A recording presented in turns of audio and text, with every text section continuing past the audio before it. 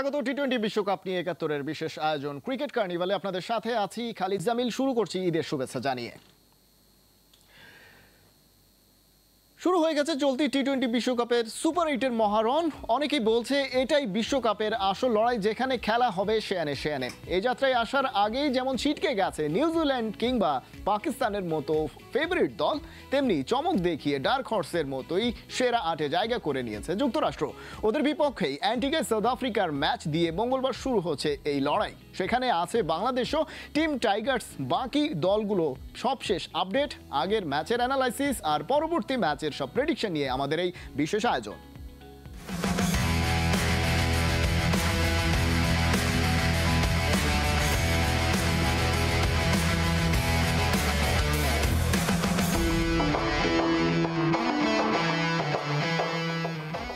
টি-20 বিশ্বকাপে একদিন বিরতি, বুধবার থেকে মাঠে গড়াচ্ছে সুপার 8 পর্ব। রাত 8:30টায় অ্যান্টিগায় খেলবে সাউথ আফ্রিকা আর যুক্তরাষ্ট্র। প্রোটিয়া পেসারদের বলে কি ঘাবড়ে যাবে যুক্তরাষ্ট্রের ব্যাটাররা, নাকি ভিন্ন ছকে কাউন্টার পাঞ্চ মারবে জোন্স গাউসরা? বিস্তারিত জানাচ্ছেন সাইফুল রূপক। ধুমধারাক্কা ক্রিকেট টি-20, বড় বড় ছক্কা দেখতে মুখিয়ে থাকে ক্রিকেট লাভাররা। গ্রুপ স্টেজে বাংলাদেশের পক্ষে সবচেয়ে বেশি 6 বার বাউন্ডারির ওপারে বল পাঠিয়েছেন তাওহিদ হৃদয়। 4 ম্যাচ শেষে ওভার বাউন্ডারি হাঁকানোয় শীর্ষে অ্যারন জোন্স আর নিকোলাস পুরান। দুজনের ব্যাটেই 13টা বিগ হিট। আমেরিকার জোন্সের থেকে কেবল 3টা 6 বেশি গোটা সাউথ আফ্রিকা দলের। বুধবার কি প্রোটিয়াদের বিপক্ষেও জোন্সের ছক্কা বৃষ্টি দেখা যাবে? বিশ্বকাপের সেরা 8-এ একমাত্র নন টেস্ট প্লেয়িং দেশ যুক্তরাষ্ট্র। অ্যান্টিগায় ওদের প্রথম চ্যালেঞ্জ মাইটি সাউথ আফ্রিকার বিপক্ষে। রাবাদা, নরকিয়া, ইয়ানসেন, বার্টম্যান, সাউথ আফ্রিকার দুর্ধর্ষ পেস অ্যাটাক। ইউএসের ব্যাটারদের বড় পরীক্ষা হবে প্রোটিয়াদের গতি আর বাউন্স সামলানো। স্পিনার মাহারাজ আর শামসির ঘূর্ণিতেও রান বের করার চ্যালেঞ্জে পড়তে পারেন গাউস, জোন্স, অ্যান্ডারসনরা। গ্রুপ পর্বে 4 ম্যাচের 3টাই নিউ ইয়র্কের সমালোচিত পিচে খেলেছে সাউথ আফ্রিকা। অদ্ভুত উইকেটে টানা লো স্কোরিং ম্যাচ। প্রতি ইনিংসেই নড়বড়ে ছিল ওদের টপ অর্ডার। ওই হিসেবে কিছুটা হলেও আফ্রিকার ব্যাটাররা লো কনফিডেন্সে আছে। তবে সবারই জানা ডিকক, হেন্ড্রিক্স, মার্ক্রাম, ক্লাসেন, মিলারদের সামর্থ্য কতটা। অন্যদিকে যুক্তরাষ্ট্রের বড় তুরুপের তাস বাহাতি পেসার নেত্রা ভালকার। গ্রুপ স্টেজে রোহিত, কোহলি, রিজওয়ানদের উইকেট তুলে আত্মবিশ্বাসী। ইঞ্জিনিয়ার নেত্রা ভালকারের সঙ্গে নতুন বলে থ্রেড হতে পারেন আলী খানও। বাংলাদেশের বিপক্ষে 3 ম্যাচ সিরিজের প্রথম 2টাই জয়। বিশ্বকাপেও লড়াকু মনোভাব। হেভিওয়েট পাকিস্তানও পায়নি পাত্তা। গাউস, প্যাটেল, জোন্স, অ্যান্ডারসনরা কি অ্যান্টিগায় নতুন ইতিহাস গড়বেন? চোকার্স খ্যাত সাউথ আফ্রিকাকে হারিয়ে সুপার 8টা আরও জমিয়ে তুলবেন? নর্থ সাউন্ডের এই ম্যাচে পাখির চোখ থাকবে টিম বাংলাদেশেরও। বিশেষ করে কন্ডিশন, পিচের চরিত্র বুঝতে মুখিয়েই থাকবে হাতুরু শান্তরা। কারণ অ্যান্টিগাতেই সুপার 8-এর প্রথম 2 ম্যাচ খেলবে টাইগাররা। সাইফুল রূপক, ৭১। বাংলাদেশ পাখির চোখ করবে অ্যান্টিগার ওই মাঠে। এবং বলে রাখা ভালো যে এই মাঠটাতে ব্যাটিং বোলিং দুই সাইডেই সমান সুযোগ পাওয়ার সম্ভাবনাই বেশি। আগের যত পরিসংখ্যান সেগুলো আসলে সেরকমই বলে। পেস এবং স্পিন দুই সাইডেই সমান শক্তিধর হয়ে উঠতে পারে যে কোনো দল। সেই জায়গা থেকে আসলে পরিসংখ্যানের আলোকে কারা এগিয়ে থাকবেন সুপার 8-এর প্রথম ম্যাচটায় সাউথ আফ্রিকা ভার্সেস যুক্তরাষ্ট্র যেখানে লড়বে, সেটা একটু দেখে নিতে চাই এক নজরে। প্রথমেই আমাদের সামনে আসবেন রিজা হেন্ড্রিক্স। রিজা হেন্ড্রিক্সের এই বিশ্বকাপে যদি আমরা তাদের পরিসংখ্যানটা দেখি, এই ব্যাটসম্যান 4টা ম্যাচ খেলে মাত্র 50 রান করেছেন এবং একই সঙ্গে তার গড় মাত্র 12। অর্থাৎ তার নামের প্রতি যে সুবিচারটা রয়েছে সেই সুবিচারটা তিনি করতে পারেননি একেবারেই। তার কারণটা হচ্ছে উইকেটের দোষ দেওয়া যেতে পারে এক্ষেত্রে। সাউথ আফ্রিকার যে ব্যাটিং লাইন সেই অনুযায়ী আসলে ব্যাটসম্যান স্পেশালি রিজা হেন্ড্রিক্স যেভাবে ব্যাটিং করেন সেইভাবে আসলে কাজটা করতে পারেননি তিনি। সেটা উইকেটের দোহাই দিতে পারবেন না তিনি যদি না পরের ম্যাচটাতে অর্থাৎ অ্যান্টিগায় গিয়েও সে ধরনের কিছু হয়। আমরা যদি পরবর্তী ব্যাটসম্যানের কথা, এই ব্যাটসম্যানকে নিয়ে আলোচনা সবসময় থাকে যখন সাউথ আফ্রিকার ম্যাচ থাকে। Quinton de Kock most hard hitter batsman এই দলটার, ওপেনিং করেন। বাংলাদেশের বিপক্ষে শুরুটাও দুর্দান্ত করেছিলেন কিন্তু গ্রুপ পর্বে সেই জায়গায় কিন্তু শেষ পর্যন্ত ফেইলিওর হয়েছেন এবং বাংলাদেশি পেসারদের কাছে শেষ পর্যন্ত তাকে ধরাশায়ী হতে হয়েছে, যেই বিষয়টা কিন্তু পরবর্তীতে আবার নাও হতে পারে। অর্থাৎ অ্যান্টিগাতে আমরা যে ম্যাচের কথা বলছি সেখানে যুক্তরাষ্ট্রের পেসাররা তাকে সামাল দিতে পারবেন কিনা সেটা বড় প্রশ্ন। আমরা যদি পরবর্তী ব্যাটস বোলারের দিকে তাকাই, সাউথ আফ্রিকার ক্ষেত্রে এনরিক নরকিয়া কিন্তু আলাদাভাবে নজর কাড়বেন, কারণ এই বোলার কিন্তু সাউথ আফ্রিকার হয়ে গ্রুপ পর্বে সর্বোচ্চ উইকেট শিকার করেছেন। আমরা দেখতে পাচ্ছি 4 ম্যাচে তার 9 উইকেট, 7.77 রান প্রতি তিনি একটা করে উইকেট শিকার করেছেন এবং ইকোনমিটা কিন্তু ভয়াবহ, অর্থাৎ তাকে যে কোনো ব্যাটসম্যান ভয় পাবে তার এই বিশ্বকাপের ইকোনমি দেখে। 4.37 মাত্র, এবং এই ইকোনমি দিয়ে সেটা যদি তিনি ধরে রাখতে পারেন আলটিমেটলি, তাহলে কিন্তু যে কোনো দলের বিপক্ষেই দুশ্চিন্তার কারণ হয়ে উঠবেন যে কোনো দলের জন্যই এই এনরিক নরকিয়া। এর পরবর্তীতে আরেকজন বোলার সাউথ আফ্রিকার, তার ওটোনেইল বার্টম্যানের কথা যদি আমরা বলি, বার্টম্যান কিন্তু এবারের বিশ্বকাপে 4 ম্যাচে 5টা উইকেট নিয়েছেন। নরকিয়া ঠিক নিচের দিকেই রয়েছেন ওপেনিংয়ে বোলিং করার ক্ষেত্রে, উইকেট শিকারের ক্ষেত্রে, এবং এইবারের বিশ্বকাপে তিনি যে গড় রান করেছেন, গড়ে যে উইকেটটা নিয়েছেন, অর্থাৎ প্রতি 3.40 গড় রানে তিনি একটা করে উইকেট শিকার করেছেন এবং তার ইকোনমিটাও কিন্তু 4-এর কাছাকাছি, একেবারে 4-5-এর অনেকখানি নিচে, যে কারণে আসলে তার ক্ষেত্রেও দুশ্চিন্তার যথেষ্ট কারণ রয়েছে প্রতিপক্ষের ক্ষেত্রে। আমরা শুধুমাত্র সাউথ আফ্রিকা নিয়ে তো আর আলোচনা করতে পারছি না। অন্যতম একজন বোলার যুক্তরাষ্ট্রের সৌরভ নেত্রওয়ালকার, তিনি কিন্তু নজর কেড়েছেন। ধারণা করা হচ্ছিল যুক্তরাষ্ট্র সুপার 8 কনফার্ম করতে পারবেন না, নিজের চাকরি থেকে ছুটি নিয়ে তিনি কিন্তু শেষ পর্যন্ত এই গ্রুপ পর্বের খেলা শুরু করেছিলেন, কিন্তু সুপার 8-এ যাওয়ার কারণে তার ছুটির মেয়াদটা বাড়াতে হচ্ছে এবং এই রাউন্ডে এসেও তিনি যে ভয়াবহ একটা জায়গায় চলে যেতে পারেন সেটাও কিন্তু বলেই দেওয়া যাচ্ছে। 3 ম্যাচ খেলেছেন তিনি, 4টা ম্যাচ তিনি খেলেননি এবং সেখান থেকে 4টা উইকেট নিয়েছেন এবং তার ইকোনমিটা 5-এর সামান্য ওপরে। কিন্তু যখন এ ধরনের উইকেটে খেলা হবে যেখানে পেসার, স্পিনাররা, ব্যাটার, বোলাররা সমান সুযোগ সুবিধা পাবেন, সেই জায়গাটায় কিন্তু তিনি একটা গুরুত্বপূর্ণ রোল অবশ্যই প্লে করতে পারেন।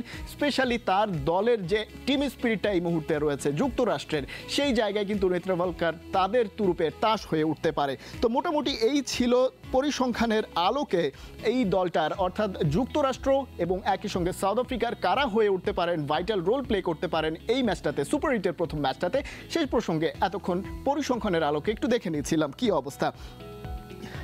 কিন্তু পরিসংখ্যান দিয়েই তো আসলে সব কিছু হয় না, পরিসংখ্যানের বাইরেও অনেক কথা রয়ে থাকে এবং অনেক গল্প থাকে। সেই গল্পগুলো একটু জানার চেষ্টা করি আমরা এই পর্যায়ে ক্রিকেট কার্নিভালের। আমরা যদি প্রথমে আলী খানের কথা বলতে চাই, আলী খান যুক্তরাষ্ট্রের একজন পেসার এবং তিনি কিন্তু এবারের বিশ্বকাপ শুরুর পরে, অর্থাৎ গ্রুপ পর্বের পর থেকে কিন্তু খুব বেশি যে ভালো বোলিং করেছেন সেরকমটা কিন্তু নয়, কিন্তু তিনি যে কোনো টাইম জ্বলে উঠতে পারেন। আমরা জানি যুক্তরাষ্ট্রের বিপক্ষে বাংলাদেশ যে ম্যাচগুলো খেলেছিল, 3টা ম্যাচ, সেখানে কিন্তু এই আলী খান বেশ ভুগিয়েছিল বাংলাদেশের ব্যাটারদেরকে এবং বোলিংয়ে উইকেট পাওয়াটাই আসলে সবসময় সব বড় কিছু করে ফেলেছেন, বিষয়টা এরকম নয়। টি-20-র ক্ষেত্রে রান চেক দিতে পারাটাও অনেক বড় ব্যাপার, আলী খান সেই কাজটা অনেক ভালো করতে পারেন।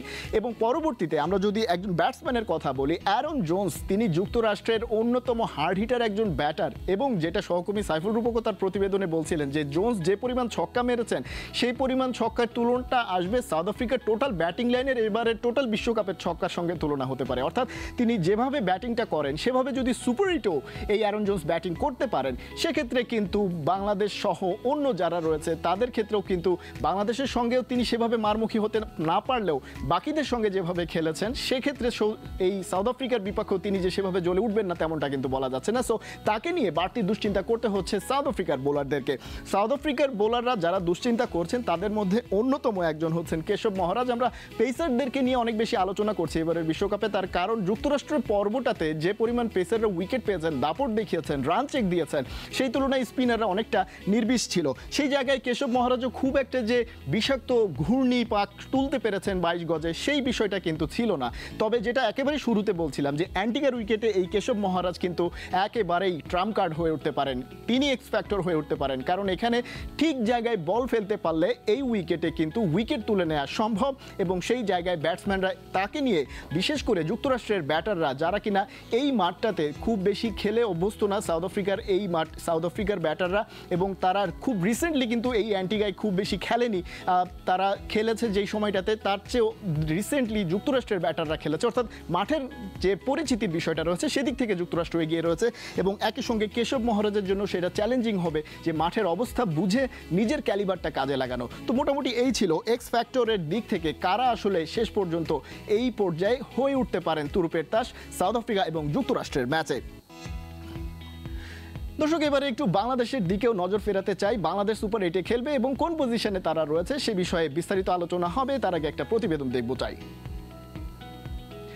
টাইগারদের টি-20 ক্রিকেটের অন্যতম প্রসপেক্ট জাকের আলী অনেক রিস্ট স্পিনের ভ্যারিয়েশনটা বুঝতে পারছেন না। নেপালের বিপক্ষে ভাইটাল মোমেন্টে তাই সন্দীপ লামিচানের চালাকি বুঝতে ব্যর্থ হয়েছেন, তাতেই পড়েছেন তুমুল সমালোচনার মুখে। কিন্তু প্রশ্ন হলো যে ঘরোয়া ক্রিকেটে তৈরি হয়েছেন এই ব্যাটার, সেখানে কটা লেগ স্পিন খেলার সুযোগ পান? লঙ্গার কিংবা শর্টার কোনো ভার্সনেই যে বাংলার ক্রিকেটের রিস্ট স্পিনের কদর নেই। রিপোর্টে বিস্তারিত। কিংসটাউনে 16 নম্বর ওভারের দ্বিতীয় বলে লামিচানের ব্যাকআপ লেন্থে করা গুগলিতে বোকা বনে গিয়েছিলেন জাকের আলী। সে যাত্রায় বেঁচে গেলেও পরের বলটাও আসলো একই লেন্থে। এবারও নেপালি লেগির গুগলির ভেলকি এবং এই দফায়ও লামিচানের রিস্ট পজিশন বুঝতে ব্যর্থ টাইগার উইকেট কিপার ব্যাটার, তাতেই ভাঙলো স্ট্যাম্পটা। খেলছেন ইন্টারন্যাশনাল ক্রিকেট, অথচ বোলারের হাত দেখে ওপার থেকে লেগ ব্রেক না গুগলি আসছে সেটা বুঝতে না পারার কারণে সমালোচিত হচ্ছেন জাকের আলী। কিন্তু এমন বোলিং ঘরোয়া ক্রিকেটে সামলানোর অভিজ্ঞতা কতটা আছে তার, সেটা বুঝতে একই দলে থাকা লেগি রিশাদের উদাহরণটাই টানা যেতে পারে।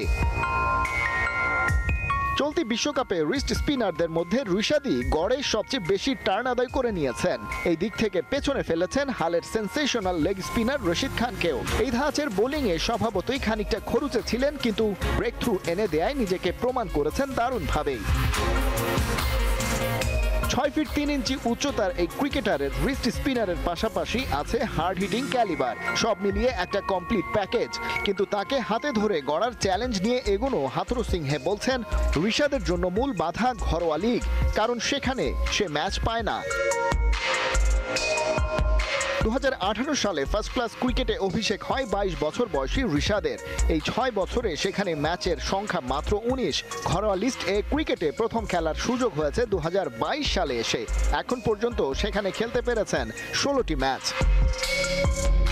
দেশের টপ লেগ স্পিনারের এই যখন অবস্থা, তখন এই ঘরানার বোলারদের দেশের ক্রিকেটে অবস্থান কোথায় সেটা বুঝতে রকেট সায়েন্টিস্ট হওয়ার দরকার পড়ে না।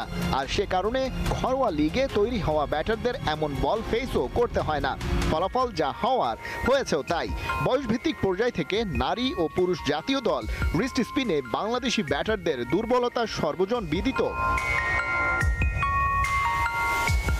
আর তাই আইসিসির সহযোগী দেশ নেপালের লেগি লামিচানের ট্রিক সেন্ট ভিনসেন্টের আনইভেন বাউন্সি উইকেটে মাত্রই গেল বছরে আন্তর্জাতিক ক্রিকেটে অভিষিক্ত জাকের আলী যে বুঝতে পারবেন না সেটাই স্বাভাবিক।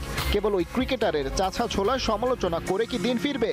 দায়টা যে বাংলাদেশ ক্রিকেট সিস্টেমের ওপরই পড়ে, যদিও যা এতদিন হয়ে আসছে এখনো হচ্ছে তাই। ক্রিকেটারদের তুলোধুনো করেই দায় সারছে সবাই।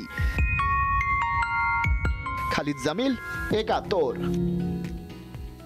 প্রতিপক্ষের ট্রিক্স বুঝতে না পারা, বোলাররা কিভাবে বোলিং করবেন বা করতে যাচ্ছেন সেটা ধরতে না পারা, সেটার পেছনে আসলে ক্রিকেটারদের দায় কতটা, বাংলাদেশের ক্রিকেটাররা কতটা দায় এড়িয়ে যান বা নেওয়া উচিত, সে বিষয় নিয়ে বিস্তারিত আলোচনা করতে চাই। আমাদের সাথে যুক্ত আছেন বাংলাদেশ দলের সাবেক অধিনায়ক মোহাম্মদ আশরাফুল।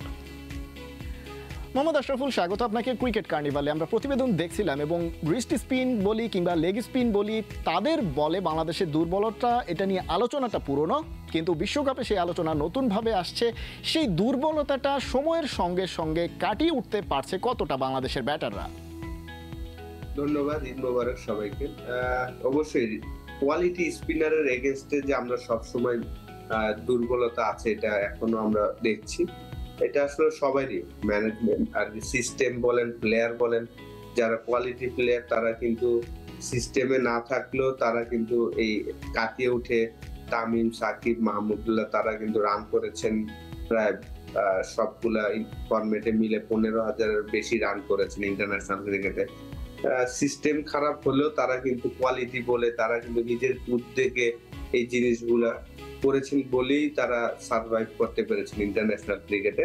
হ্যাঁ, আমাদের হয়তো রিস্ট স্পিনার নাই, কিন্তু আপনাকে প্রচুর যদি আপনি খেলা দেখেন, তখন আপনার খেলা দেখলে হাত যদি ফলো করেন, তখন আপনার এই জিনিসটা হয়তো আপনার জন্য সহজ হবে। হ্যাঁ, একটা দেখা এবং একটা খেলা দেখলে হয়তো 70% আপনি শিখতে পারবেন, ওই 30% আপনাকে খেলে ওই জিনিসটা অ্যাডাপ্ট করতে হবে। তো সেই জিনিসটা হয়তো আমরা পাই না বেশি। তো অবশ্যই দুইজনকে আপনি দোষারোপ করতে পারেন যে সিস্টেমে নাই, এবং প্লেয়ারকেও দোষারোপ করতে পারেন যে প্লেয়ার হয়তোবা বেশি ফলো করে না। যেহেতু আপনার অপোনেন্টের লেগ স্পিনার ছিল, আমাদের টিমে একজন ছিল, তার বল যদি বেশি বেশি খেলতো এটা আসলে ছোটবেলা থেকে হয়। আপনি যদি একদম ছোটবেলা থেকে যখন ট্রেনিং করবেন, এই ট্রেনিং এ যদি আমি যেমন বেশি লাকি ছিলাম, অঙ্কুর ক্রিকেটার্সে বড় হয়েছি, ওয়াহিদুল গনি স্যার কোচ ছিলেন, উনি একজন লেগ স্পিনার ছিল, গুগলি করতেন, ওনার বল খেলতাম, ওনার হাত দেখে শিখেছি। ইব্রাহিম সাগর একজন ছিলেন আমাদেরই ফ্রেন্ড, সে শাকলাইন মুস্তাকের কাছ থেকে দুসরা শিখেছিল। তো তার বল খেলে খেলে আমার জন্য সহজ হয়েছিল মুরালি ধরনকে ফেস করাটা। তো এটা আপনার একদম ছোটবেলা সেই ক্ষেত্রে মোহাম্মদ আশরাফুল, দুর্বলতা আসলে দুই ধরনের। একটা হচ্ছে বল করতে পারা বা না পারা, সেই জায়গায় দুর্বলতা। আর একটা হচ্ছে সেই বলটা ফেস করা এবং সেখান থেকে সেই চ্যালেঞ্জটা জেতার ক্ষেত্রে দুর্বলতা, ব্যাটসম্যানদের ক্ষেত্রে যেটা সত্যি। বাংলাদেশের আসলে দুর্বলতাটা সবচেয়ে বেশি ভোগায় কোন জায়গাতে? কোয়ালিটি বোলিং এর এগেইনস্টে ডেফিনেটলি আমরা যখনই কোয়ালিটি বোলিং এর এগেইনস্টে খেলি। আর এখন এই ওয়ার্ল্ড কাপে আমি যেটা বলবো যে আসলে উইকেট গুলা তো ডজি উইকেট, একদম সিম্পল উইকেট না। এখানে আপনার দেখা যাচ্ছে যে 105, 7, 115, 20 করলেই ম্যাচ জিতে যাচ্ছে। কোয়ালিটি বোলিং এগেইনস্টে এই ধরনের উইকেটে খেলাটা ডিফিকাল্ট হয়ে যায়। তো সেইটা আমার মনে হয় যে অবশ্যই আপনি যারা মেন্টালি অনেক স্ট্রং হচ্ছে, গেমটা ভালো রিড করতে পারছেন, তারাই একটু ভালো খেলছেন। দেখেন এই জায়গায় কিন্তু ক্লাসেন কিন্তু 4টা ম্যাচের মধ্যে 2টা 3টা ম্যাচে কিন্তু সে পুরো টিমকে সেভ করেছেন, কারণ যে সে এক্সপেরিয়েন্স এবং সে সুন্দর রিড করতে পেরেছেন যে না। সেখানে আপনি কোয়ালিটি বোলিং এর এগেইনস্টে চ্যালেঞ্জের কথা বলছিলেন, একদম সংক্ষেপে জানতে চাইবো মোহাম্মদ আশরাফুল যে এখন তো সিনারিও চেঞ্জ হচ্ছে বিশ্বকাপের। আমরা দেখেছি যখন যুক্তরাষ্ট্রে খেলা ছিল পেসারদের দাপট ছিল, এখন ওয়েস্ট ইন্ডিজে গিয়ে হয়তো স্পিনাররা দাপট দেখাবেন। সেই জায়গায় বাংলাদেশের চ্যালেঞ্জটা কি বাড়তে যাচ্ছে কিনা? ডেফিনেটলি, যেহেতু আমাদের ফার্স্ট টার্গেট ছিল সুপার 8, সেটা আলহামদুলিল্লাহ হয়েছে। আমরা 4টা ম্যাচই ভালো ক্রিকেট খেলেছি। সাউথ আফ্রিকার সাথে আনলাকি, আম্পায়ারের কারণে জিততে পারেনি, আমাদেরও কিছু ভুল ছিল। তো সুপার 8টা ডেফিনেটলি আমাদের পুরা সবাই তাকিয়ে থাকবে এখানে আমরা কেমন ক্রিকেট খেলি। আমাদের গ্রুপটাও স্ট্রং, আফগানিস্তান, অস্ট্রেলিয়া, ইন্ডিয়া, 3টা টিমই খুব স্ট্রং টিম। তো অবশ্যই আমি আশা করব যে আমরা বোলিং ইউনিট তো চমৎকার করছেন লাস্ট 4টা ম্যাচে। সো ফার ওয়ার্ল্ড কাপে বেস্ট বোলিং আমরা মনে হয় করছি। তো ব্যাটসম্যানরা জাস্ট যে 10-15টা রান শর্ট হচ্ছে, সেটা যদি তারা করতে পারে তাহলে অবশ্যই আমাদের জন্য ভালো কিছু আশা করছি। আমরা আসলে সেই প্রত্যাশাটা করতে চাই মোহাম্মদ আশরাফুল, এবং প্রত্যাশা করতে চাই যে বোলারদের পাশাপাশি এবার ব্যাটসম্যানদের চ্যালেঞ্জটা হয়তো বা বেশি হবে সুপার 8-এ গিয়ে। আমরা কোয়ালিটি স্পিনের অ্যাটাকে খেলতে নামছি সুপার 8-এ গিয়ে, সেই জায়গায় বাংলাদেশ কতটা সেই চ্যালেঞ্জ জিততে পারে সেদিকেই নজর থাকবে নিশ্চয়ই সবার। মোহাম্মদ আশরাফুল, অনেক ধন্যবাদ ক্রিকেট কার্নিভালে যুক্ত হওয়ার জন্য। দর্শক, বাংলাদেশ দলের সাবেক অধিনায়ক মোহাম্মদ আশরাফুলের সঙ্গে কথা বলছিলাম লেগ স্পিনে বাংলাদেশের দুর্বলতা, বিশেষ করে ব্যাটসম্যানরা যে দুর্বলতার কারণে ভুগছেন সেখান থেকে কতটা কাটিয়ে উঠতে পারছে বাংলাদেশের এই ব্যাটাররা, সেই বিষয় নিয়ে আলোচনা হচ্ছিল এতক্ষণ বিস্তারিত। দর্শক, এই ছিল আজকের ক্রিকেট কার্নিভালে। প্রতিদিন রাত 10:30টায় হাজির হয়ে যাব টি-20 বিশ্বকাপের নতুন নতুন সব খবর আর বিশ্লেষণ নিয়ে। সরাসরি সংবাদ অনুষ্ঠান দেখতে থাকুন একাত্তরের ফেসবুক পেজে এবং সাবস্ক্রাইব করুন একাত্তরের ইউটিউব চ্যানেল। একাত্তরের সাথেই থাকুন।